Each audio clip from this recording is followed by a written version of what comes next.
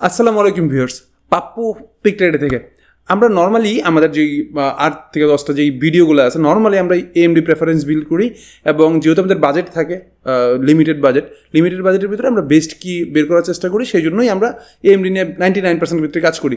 But আজকে সেই অনাকাঙ্ক্ষিত দিন অথবা কাঙ্ক্ষিত দিন যেখানে আমরা ইন্টেল দিয়ে একটা বিল্ড করতেছি, যেটার বাজেট আসতেছে সব মিলাই 85,000 টাকা এবং ডিসেন্ট একটা বিল্ড হইতেছে, যেখানে আপনার পারফরমেন্স নিয়ে যারা কাজ করবেন অথবা যারা সিপিইউ প্রেশার দিয়ে কাজ করবেন তাদের জন্য এটা একটা বেস্ট বিল্ড হতে যাচ্ছে। 85,000 টাকা বাজেটের ভিতরে লুকস থেকে শুরু করে পারফরমেন্স সবই আপনি পাবেন আমাদের আজকের এই ভিডিওতে। আজকের আমরা যেটা বিল্ড করতেছি এটাতে আমরা প্রসেসর হিসেবে নিয়েছি Core i7-এর 12700K যে প্রসেসরটা আছে সেটা 12 কোর 20 থ্রেডের প্রসেসর। এটা 12টা কোর 20 থ্রেড এবং 12টা কোরের মধ্যে স্পেসিফিকলি হচ্ছে 8টা হচ্ছে পারফরমেন্স কোর, 4টা হচ্ছে ইফিশিয়েন্ট কোর। এই প্রসেসরটার আজকের মার্কেট প্রাইস বিভিন্ন ওয়েবসাইট অনুযায়ী 36-37 হাজার টাকার মধ্যে, কোনো কোনো জায়গায় 35,500 আছে, 34,500 আছে। বাট আজকে আমরা যে বিলটা করতেছি এই বিলটার কাস্টমার আমাদের কাছ থেকে এই প্রসেসরটা পেয়েছে অনলি 33,000 টাকায়। 33,000 টাকায় এই প্রসেসরটায় সাথে হচ্ছে 3 বছর ওয়ারেন্টি সহকারে তাই পাচ্ছে, মানে 3 বছর ওয়ারেন্টি সহকারে থাকে, কোনো স্টক কুলার থাকে না, ইফিশিয়েন্ট কোনো স্টক কুলার থাকে না। আর এটার হচ্ছে ডেডিকেটেড একটা ইন্টেলের UHD 770 যেই গ্রাফিক্সটা, এই গ্রাফিক্স সহ থাকে। আমাদের আগে আমি একটু প্রয়োজনীয়তা বুঝিয়ে নিই, আমাদের এই কাস্টমারটার পারফরমেন্সের জন্য পিসির থেকে তার আউটপুট দরকার হচ্ছে প্রসেসর লেভেলে। সে যতগুলো সফটওয়্যার ইউজ করবে সবগুলোই হচ্ছে প্রসেসরের উপরে, মানে প্রসেসরটা হেভি দরকার, গ্রাফিক্স নিয়ে তার কোনো মাথা ব্যথা নেই। সেই জন্য আমরা যখন ফুল পিসিটা বিল্ড করবো আপনারা দেখতে পারবেন যে আমরা কোনো গ্রাফিক্স কার্ড ইউজ করিনি, বাট প্রসেসর তার সাথে মাদারবোর্ড থেকে শুরু করে সবগুলোই একটু হাই এন্ড ইউজ করা হয়েছে, কারণ তার পারফরমেন্সটা দরকার হচ্ছে ওই লেভেলের, কিন্তু গ্রাফিক্সের কোনো পারফরমেন্স তার ওইরকম দরকার নাই। সেই জন্য সে শুধুমাত্র এটার ভিতরে যে ডেডিকেটেড যেই অল্প এমবি গ্রাফিক্সটা আছে UHD 770 ওই গ্রাফিক্স দিয়েই সে কাজ চালায় নিতে পারবে। সেই জন্য প্রসেসর হিসেবে এটা চয়েস করা। মাদারবোর্ড হিসাবে আমরা যেটা করতেছি Asus Prime-এর B760 Plus ফুল ATX একটা মাদারবোর্ড ইউজ করতেছি। 4টা র্যাম স্লট থাকে, 3টা NVMe স্লট থাকে। পোর্ট হিসাবে আপনার মানে ARGB সিঙ্কের Gen 2 একটা অপশন থাকতেছে, আর PCI 5 supported, DDR5 supported, RAM DDR5 supported, Gen 4 NVMe supported. এবং এটার ভিতরে পোর্ট হিসেবে যদি আপনি দেখেন Type-C পোর্ট আছে, USB পোর্ট আছে 1, 2, 3, 4, 5টা, USB 3 পোর্ট আছে 2টা, সাথে VGA আছে, HDMI আছে, DP পোর্ট আছে। মানে আপনার বেসিক লেভেলের জায়গার জন্য যা যা দরকার সব কিছুই আপনি এটাতে অ্যাভেলেবেল পেয়ে যাচ্ছেন আপনার কাজ চালানোর জন্য। 3 বছর ওয়ারেন্টি থাকে। অফিসিয়ালি মাদারবোর্ডটা আজকের দিনের মার্কেট প্রাইস 24,000 টাকার না 23,000 টাকার কাছাকাছি, বাট আমরা কাস্টমারকে প্রাইস করতে পারছি একবারে লোয়েস্ট প্রাইস 22,900 টাকায়। 22,900 টাকায় 3 বছর ওয়ারেন্টি সহ এই মাদারবোর্ডটা 12 জেন, 13 জেন এবং 14 জেন সব 4টা মানে 3টা প্রসেসরই সাপোর্টেড।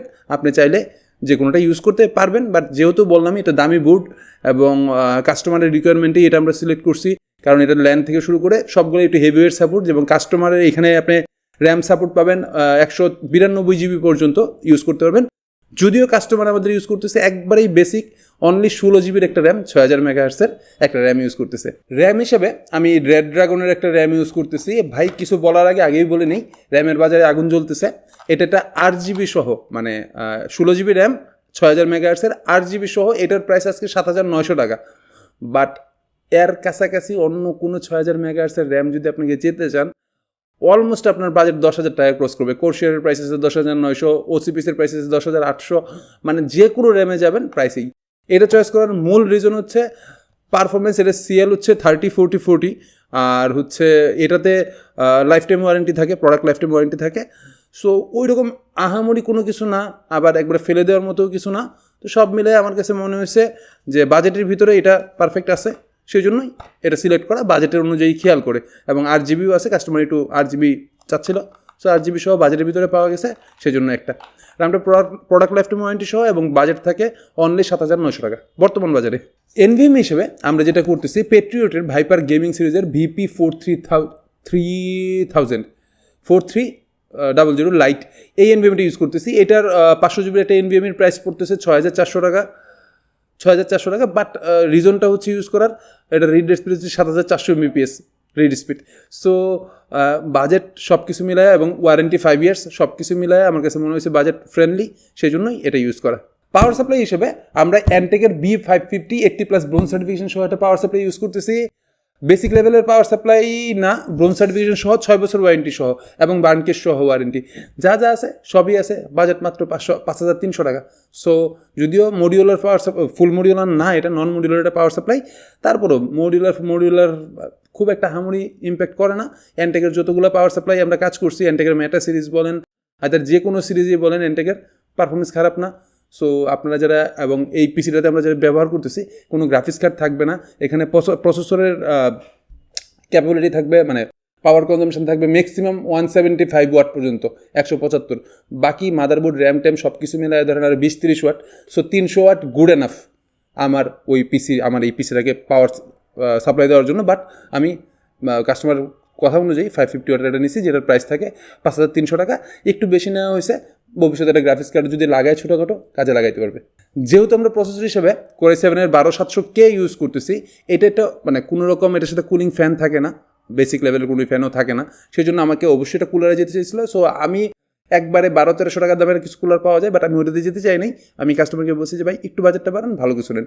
তো সেই জন্য আমরা চয়েস করেছি ডিপ কুলার AG400 ARGB সহ একটা 120mm এর ফ্যান সহ, হিটসিং আছে 6 পাইপ সহ, সব কিনায় প্রাইস আছে 2900 টাকার মতো।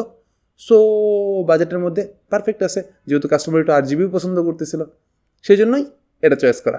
কেসিং হিসেবে আমরা ভেলুটপের টেম্পেস্ট DF6 সামনে ডিসপ্লে সহ এই কেবিনেটটা ইউজ করতেছি। আমাদের লাস্ট 2-3টা ভিডিওতে মনে হয় একই কেসিং আমরা ইউজ করতেছি। দুইটা ভিডিওতে আমাদের সেম দুইটা কাস্টমারের বিল্ড হয়েছে এবং দুইটাই এই ভিডিওতে গেছে এবং এই 3 নাম্বারটাও একই যাচ্ছে। 6টাই ইনবিল্ট ARGB ফ্যান থাকে, সামনে USB 3 পোর্ট, USB 2 পোর্ট দুইটা, একটা 3 পোর্ট এবং একটা সাউন্ড জ্যাক থাকতেছে। এই ফ্রন্ট প্যানেলের এই পাশে একটা ডিসপ্লে প্যানেল থাকতেছে। আর হচ্ছে 6টা ইনবিল্ট ফ্যানের মধ্যে 4টা হচ্ছে ইনটেক্ট ফ্যান, যেখানে বাতাস ঢুকাবে, আর 2টা হচ্ছে অ্যাডজাস্ট করা আছে। সো কুলিং নিয়ে মাথা ব্যথা নেওয়ার এরকম কিছুই নাই। আর এটাতে যেহেতু আমরা একটা ডাউট ছিল, আমাদের রিভিউ যে ভিডিওটা ছিল এই কেসিংটা, তখন আমরা উল্লেখ করছিলাম যে এটাতে M-ATX মাদারবোর্ড বসে। তারপরে আমাদের যে ডিস্ট্রিবিউটার আছে সে আমাদেরকে ইনফর্ম করলো যে না ভাই, এখানে একটা ভুল ইনফরমেশন দিয়েছেন, এটা ফুল ATX মাদারবোর্ড সাপোর্টেড। সো আমরা যেটা করছি, আমরা ফুল ATX মাদারবোর্ড এটাতে ইউজ করছি এবং আমরা দেখছি 100% এটা সাপোর্টেড। সো ফুল ATX মাদারবোর্ডের সাথে আপনি এটা প্যাকেজ করতে পারেন, টেনশন নেওয়ার কিছু নাই। ফুল এই ফ্রি স্পেস আছে, যথেষ্ট ফ্রি স্পেস আছে। আবার উপরে 360 লিকুইড কুলারের জায়গা আছে। সো গ্রাফিক্স কার্ডের ক্ষেত্রে 360 আপনার ক্লিয়ারেন্স দেওয়া আছে। যারাই মোটামুটি মানে যা বিল্ড করতে যাচ্ছেন, মোটামুটি এর ভিতরে কম্প্যাক্ট করতে পারবেন উইদাউট টেনশন ফ্রি। এই তো আমাদের ফুল পিসি বিল্ড।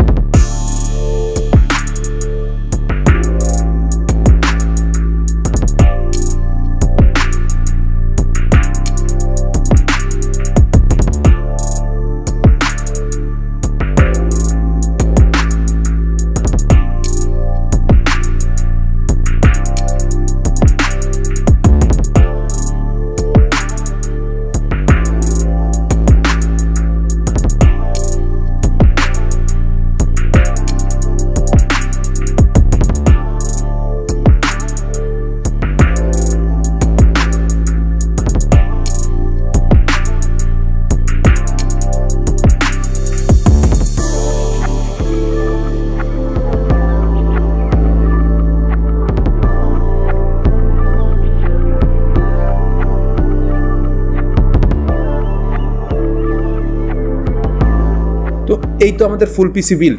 এখানে আবার একটু রিমাইন্ড করতেছি, আমরা যেটা করছি প্রসেসর হিসেবে 12700K Core i7-এর 12700K ইউজ করতেছি। মাদারবোর্ড হিসেবে Asus-এর প্রাইমের 760 ফুল ATX একটা মাদারবোর্ড ইউজ করতেছি।